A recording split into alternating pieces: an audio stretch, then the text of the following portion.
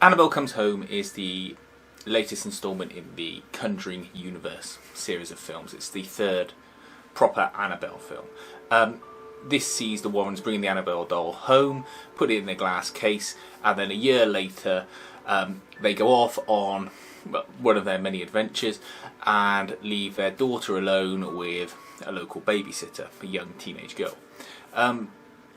Her friend is interested in all the stories about the Warrens' house and wheedles her way over to sort of help with the babysitting, and unwittingly unleashes the Annabelle doll from its glass cage.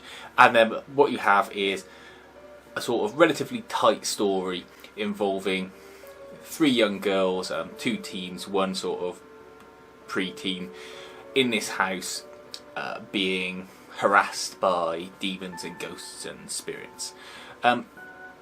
There's also a boyfriend character who sort of pops up every now and then to get involved, but he spent a lot of his time sat in a chicken coop hiding.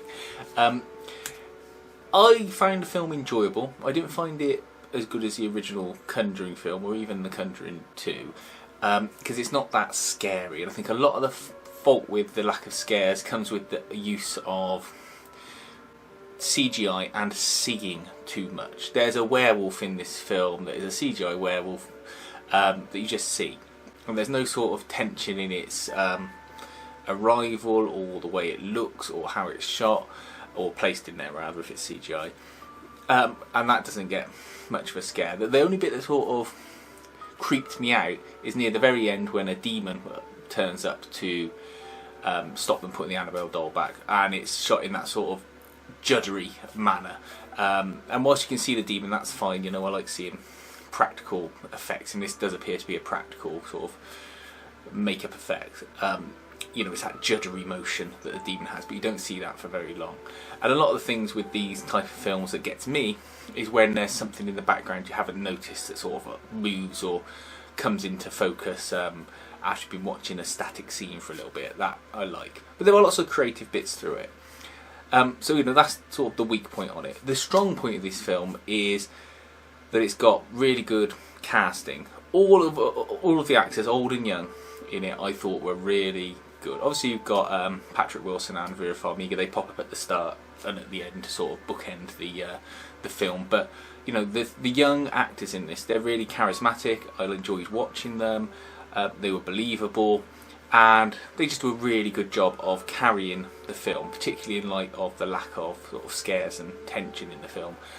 They're doing their best with what they've got, and to that fact, I was left at the end of the film thinking, well, do you know what, I'd like to see more of these characters in that type of situation. Not that there's any way you could wangle a story to make that happen, but I suppose that's the key, is leave them wanting more. It's worth watching, I suppose, on a dark, windy night now, but I wouldn't go out of your way to watch it.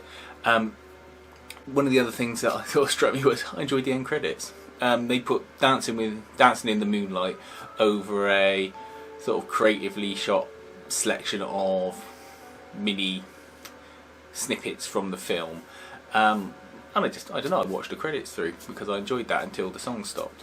And the last film I did that with was, I think, Iron Man 3, because they had a sort of creative end credits scene, and I think that's always nice. You know, it makes you feel like you've watched the film properly, not just hurriedly turned it off to get on with something.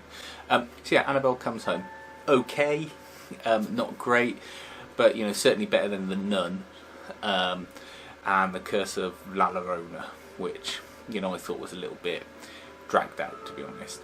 This was just a nice, tighter sort of babysitter being haunted for the night film. Do you think any different, or you know anything else about this film that you want to drop in? Please like and subscribe and say so in the comments. Thanks.